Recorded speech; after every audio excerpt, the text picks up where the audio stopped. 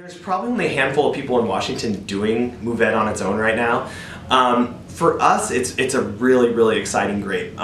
We didn't actually start making single varietal Mourvèdre until 2011, so it's a fairly new wine for us.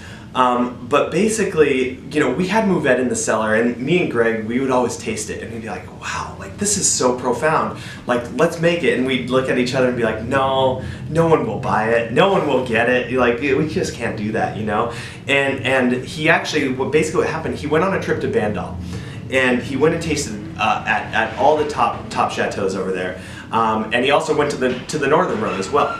And so when he came back, we had a discussion, we tasted wines, and we talked, and he said, our Syrah is quite different from the Northern Row. I don't think we're going to be able to achieve making exactly what they're making. Our Syrah is great, but it's different.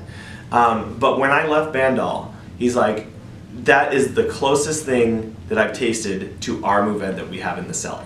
And that's when we knew that, this is something that we need to be serious about, and this is a serious varietal in Washington. And it can be very special, and it's beautiful because it shows a little more fruit than what you see in your typical Bandol Mourvèdre, and the tannins are a little softer too. So it's a wine that can be enjoyed early and doesn't necessarily need to be laid down, and really kind of shows both a fruity component of Mourvèdre as well as the gaminess in the background too. So the Columbia Valley is a very broad AVA, and you can't necessarily pick up a bottle of wine that says Columbia Valley and know exactly what it is you're getting. For example, the Walla Walla AVA is its own AVA, but it's inside of the Columbia Valley AVA. So you could, for example, call a wine that is 100% Walla Walla Columbia Valley. Yeah. And so it's going to be very different from something from Red Mountain, which is also inside of Columbia Valley, but it's much warmer, much drier, much more desert climate than Walla Walla, which is much more fertile, has a mountain influence, has a lot more rainfall than Red Mountain. And so the Columbia Valley is very broad, but what it does for winemakers in Washington is that it allows us the ability to blend. And it allows us the ability to bring in grapes from different regions and have a broad AVA and still have a purpose for it, but we're able to source from multiple places and still create what we feel is a better blend. And especially with our winery, Greg Harrington, who started it, is a master sommelier. His background comes from blending, and so we really feel like our advantage is taking multiple sources and creating a better wine off of multiple sources, not just relying on the standard vineyard designate model. We really feel like incorporating different vineyards is going to be creating a better overall wine in the end. And how would you describe that wine then? So, well, for example, like our Columbia Valley Syrah. Yeah.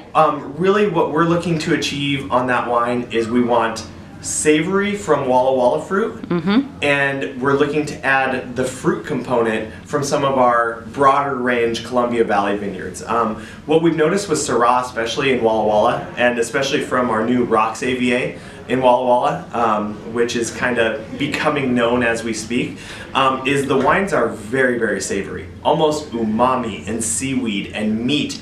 And usually when you're writing descriptors on these Rocks wines, fruit is usually the third thing you write down. Usually you have 2 to 3 other things you write down before you even think about fruit. And so those wines are fantastic, but inherently these Rocks wines have a very high pH. And so the Columbia Valley vineyards we work with that are usually 2 to 3 hours from the winery are generally better numbers-wise for winemaking. But the wines are not quite as savory. They're not quite as profound aromatically. But they have this beautiful black fruit component to it. So we really feel, if we can incorporate some of this Rocks fruit with some of this more fruity, better balanced wine from our Columbia Valley vineyards, we can achieve a better overall wine from combining those vineyards. And the same principle goes with your Rhone blend, doesn't it, as well? Can you tell us a little bit about that? About the GSM blend? Yeah. Okay, yeah, so definitely Grenache in Washington definitely shows the red fruited side of Grenache. And I think that, if you pick up a great bottle of Chateauneuf de Pape, generally you will get some red fruit, but you also get a lot of black fruit in that wine. And so we noticed early on with Grenache is that it's red fruit dominant, it's cranberry, it's raspberry, it's bean cherry, and it's very aromatic and vibrant in that. And we really feel like, you know, that's a beautiful wine, but when we're trying to look at building our wines, we always look at old world examples, and that's kind of what we're trying to achieve, you know. And so we knew that we needed a black fruit component to this wine. And so with our Grenache, we knew immediately that we needed some Syrah and Mourvèdre in there. And then when we were starting to think about Syrah, we really knew that the Syrah that we were using had to emulate the Syrah they were using in the Southern Rhone. And the Syrah they're using in the Southern Rhone is grown in a hotter climate.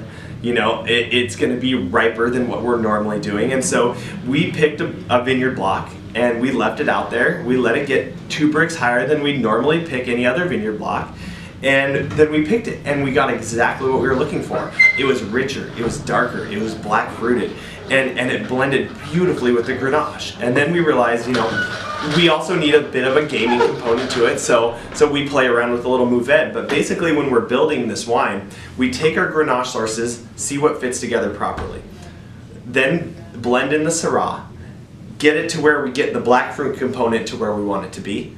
And then we just play around with a little bit of Mourvèdre at the end to get that gaminess in at the end. So it's really a wine that's built by blending. It's not necessarily built in the vineyard, it's built by blending.